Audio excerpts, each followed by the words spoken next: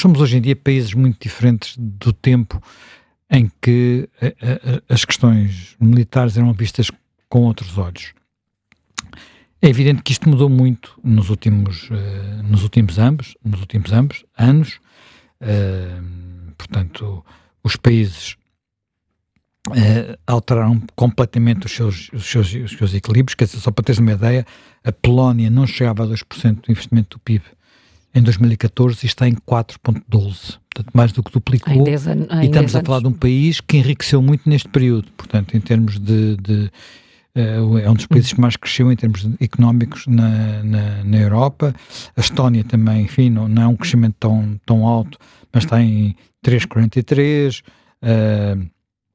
A Letónia era o que estava mais elevado na altura, exceto os Estados Unidos, claro, que esses estão sempre acima de 3%, já estavam em 2014 e continuam em 2024.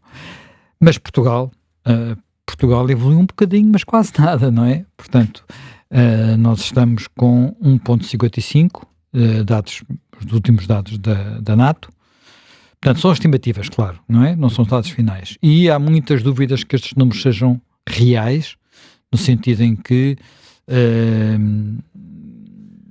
há quem, enfim, eu ontem não consegui, quando digo reais, é corresponderem realmente a gastos em defesa.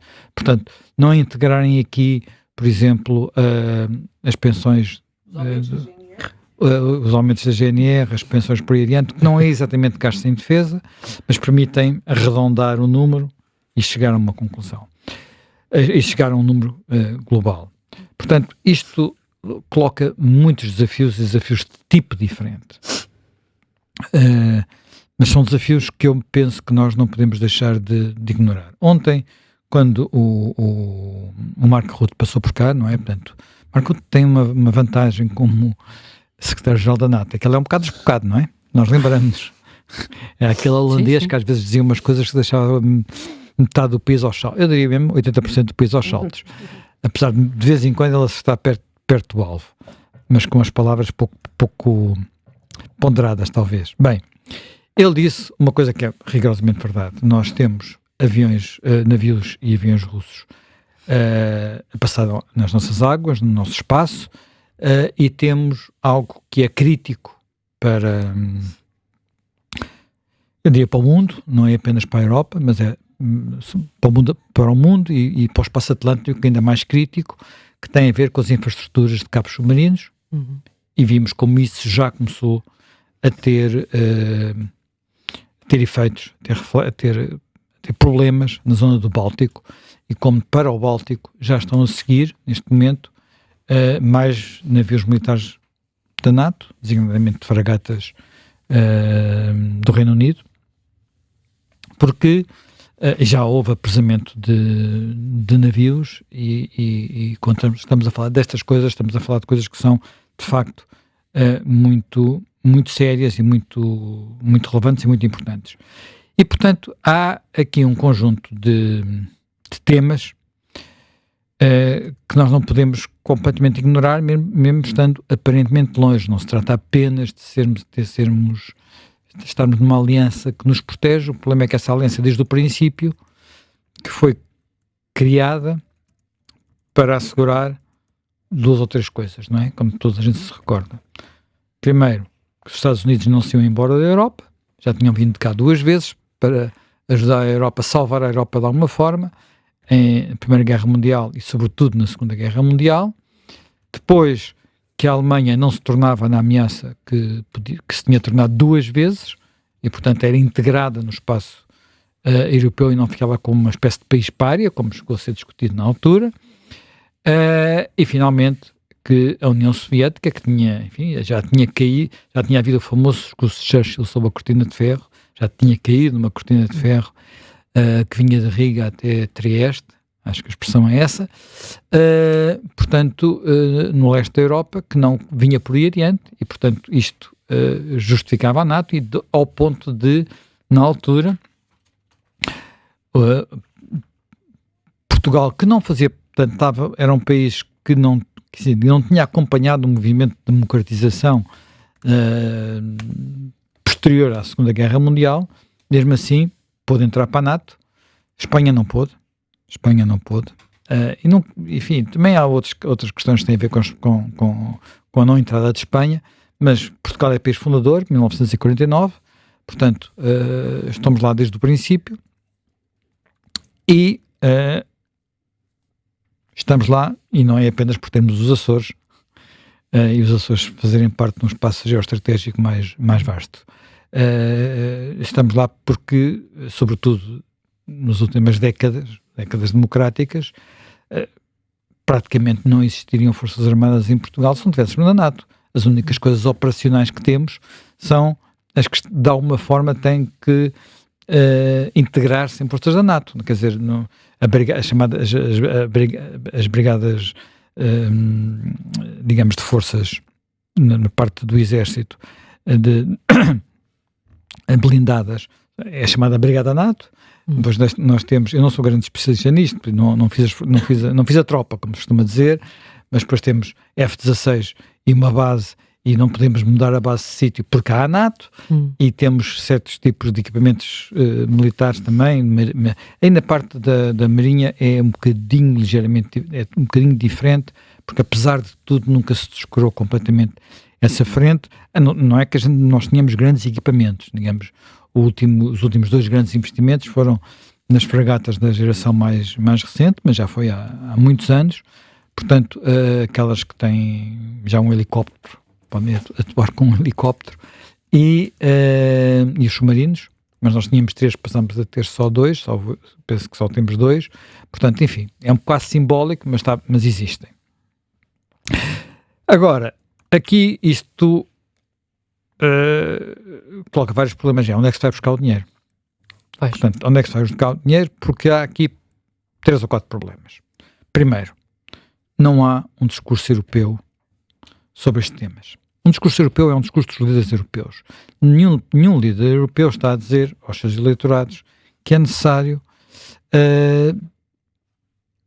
gastar o dinheiro público de outra forma. Pronto. E aquilo que os europeus, de uma forma genérica, se habituaram, portanto, e confortavelmente, foi a um Estado que lhes vai suprindo as suas necessidades, que lhes vai amparando nas suas aflições, e, portanto, não veem, não creem, não acreditam que seja necessário defenderem-se, como os que estão mais perto da linha da frente já perceberam o que têm que fazer, não é? Portanto, como aqueles países, não é? Portanto, os países da Europa, os 2 primeiros países que neste momento investem mais em termos de percentagem da riqueza na defesa, é a Polónia, não são os Estados Unidos, é a Polónia, e a seguir a Estónia. A Polónia é o maior contribuinte. Não é contribuinte, porque obviamente a riqueza da Polónia não é a riqueza dos Estados Unidos, mas é a Polónia. Em segundo lugar, repara qual é a lista dos primeiros, eu vou dizer qual é a lista dos primeiros: Polónia, Estónia, depois os Estados Unidos, depois Letónia, depois a Grécia, por razões que têm a ver com, enfim, a tensão com a Turquia, não tem a ver aqui com a Rússia. Com a Turquia, de vez em quando tem ali, é diferente. É NATO. Depois Lituânia, sim, mas há aí uma história, enfim, a história é mais antiga do que apenas a Primeira e a Segunda Guerra Mundial. Depois, a seguir à Lituânia, vem a Finlândia, depois vem a Dinamarca, depois vem o Reino Unido, depois vem a Roménia. Estás a ver a lista? E não encontraste aqui nem a França, nem a Alemanha, nem a França, nem a Alemanha. Não viste ainda nesta lista. Estão cá bem para baixo. Sendo que, por exemplo, o último país, o país que investe menos, em termos percentuais, é a Espanha. A Espanha, nós estamos mais ou menos ao nível da Itália e do Canadá. E daquele país que quase não, e 2 países que quase não existem, Luxemburgo e a Bélgica. Pronto. A Luxemburgo porque é muito pequenino, a Bélgica porque é uma invenção, é um país tampão com, enfim, não vamos discutir isso, é basicamente o... É uma longa história. É uma longa história. Portanto, mas nós temos esta situação. Portanto, primeiro, não há sequer discurso político sobre isso. Depois, não há nenhuma dinâmica social neste sentido, porque a dinâmica social numa Europa demograficamente envelhecida não é no sentido de fazer investimentos em defesa. Mas a dinâmica política numa Europa que tem, quer dizer, não é só problemas nos seus sistemas de saúde, é problemas na sua identidade e na sua relação com as comunidades que cá estão a chegar. Portanto, não vira nada, não nos faz olhar de forma nenhuma para a maior parte dos países, portanto, da parte ocidental para Oriente, digamos assim. E, portanto, temos esta questão e, de facto, há aqui um problema depois de dinheiro. O dinheiro não chega nunca para tudo. É preciso fazer escolhas. Aquilo que, de alguma forma, se discute na União Europeia, mas, atenção, na NATO há países que não são da União Europeia, é, eventualmente, criar mecanismos como aqueles que foram criados por alturas do Covid, sobretudo para poder investir nas Forças Armadas e investir em equipamento. Porque aqui há outro tema que é muito, muito, muito relevante, que é o tema do equipamento. Porque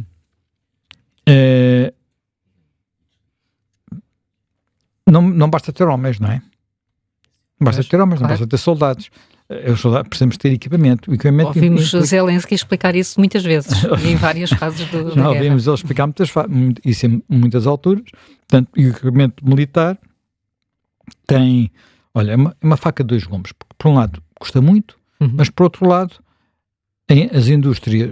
estas indústrias podem, em muitas ocasiões, ajudar ao próprio crescimento económico, gerar receitas.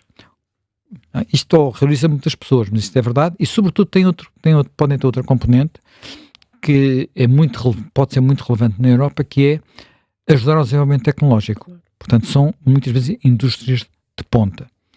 E aí, aí nós estamos, mais uma vez, num dos piores quadrantes. Portanto, nós estamos em 7º lugar a contar do fim no que respeita à percentagem de investimento em defesa, mas estamos em 4º lugar a contar do fim quando pensamos naquilo que é o investimento em equipamento.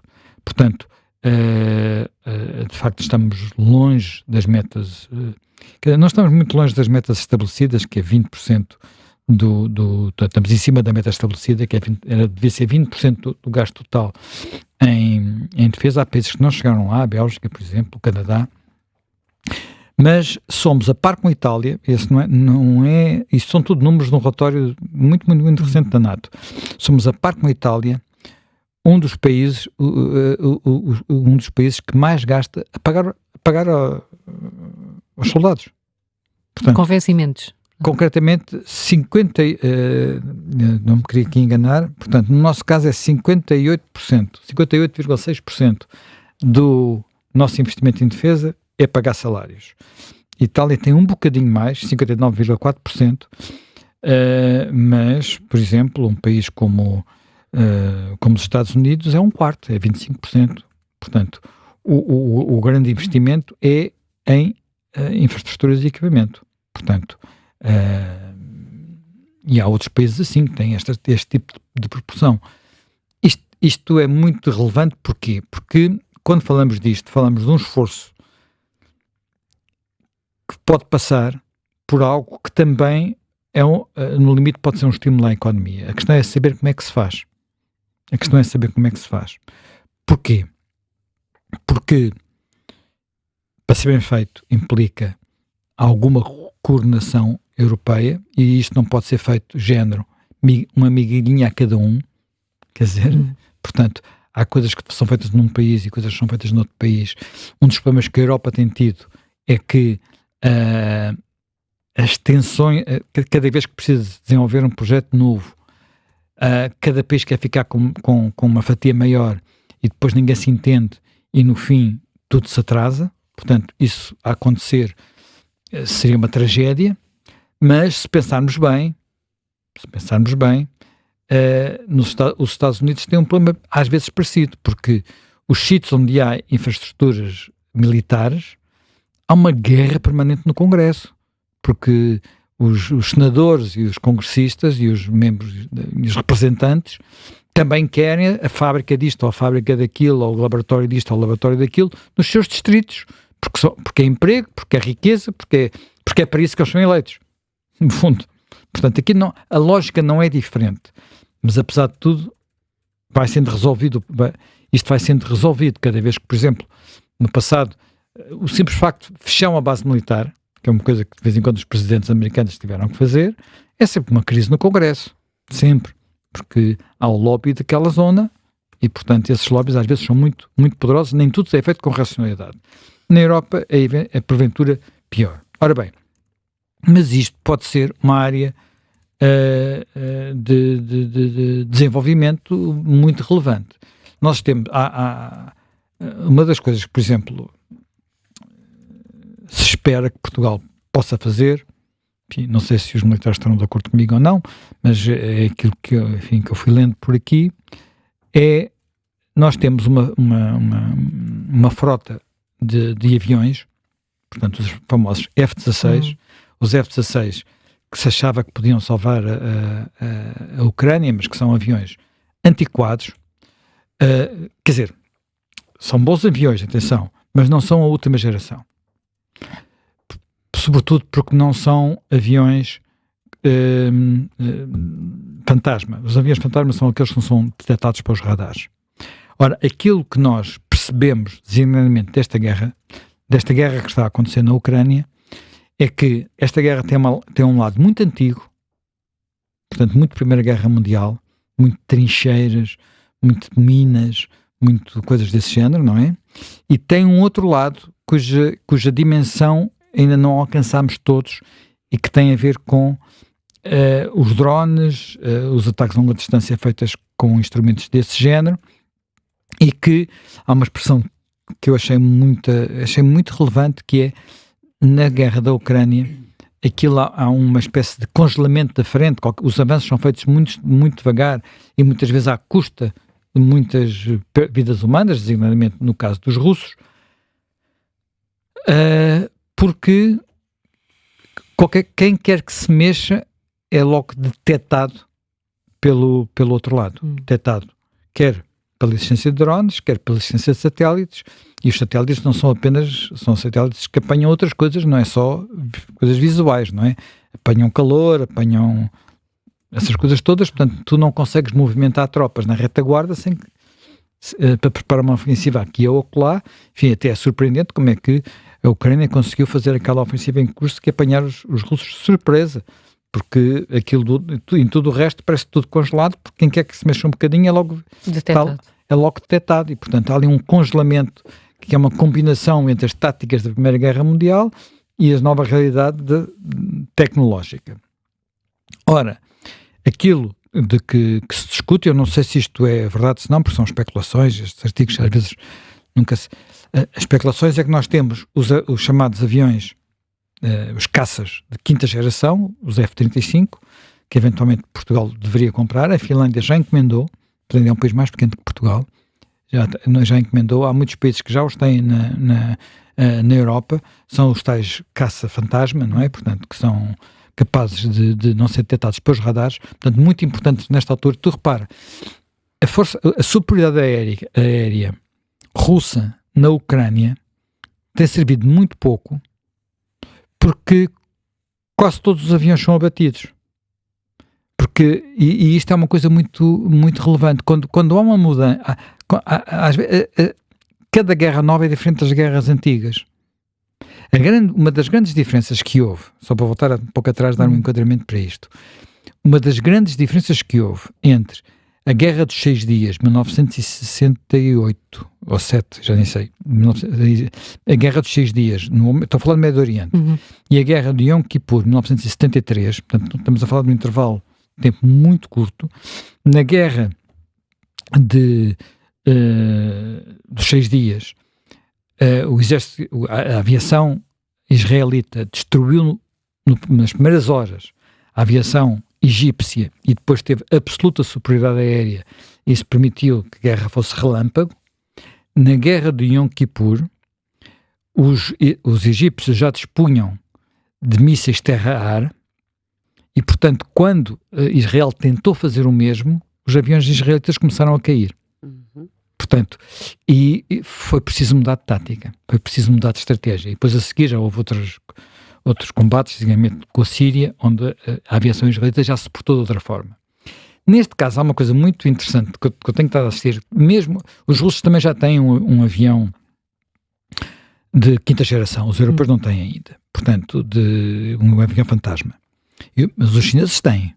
Têm os chineses, os russos e os americanos. Que até a maior frota são os americanos, os F-35. Os russos têm um que é o Su-57, portanto é Sukhoi, acho que é o nome, o Sukhoi 57, mas não sai do espaço aéreo russo. Diz que pode ter aparecido uma vez ou outra, mas eles têm tanto medo que aquilo caia eventualmente em território ucraniano e depois a tecnologia seja percebida pelo Ocidente que não arriscam. E, portanto, todos os ataques feitos pela aviação russa têm sido feitos a partir de território ocupado pelos russos. Portanto, não há aviões a sobrevoar o espaço aéreo ucraniano praticamente, quer dizer, precisamente porque isto mudou. Porque isto mudou. Como é que vai ser no futuro não sabemos.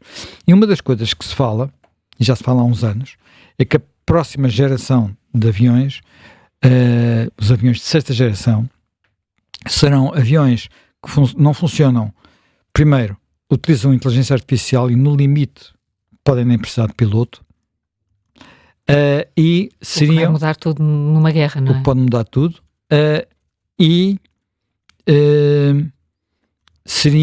Atuariam no meio de uma espécie de nuvem de drones. Portanto, seria uma espécie de... Portanto, atuariam drones que funcionam como proteção do aparelho principal. Portanto, é um outro conceito.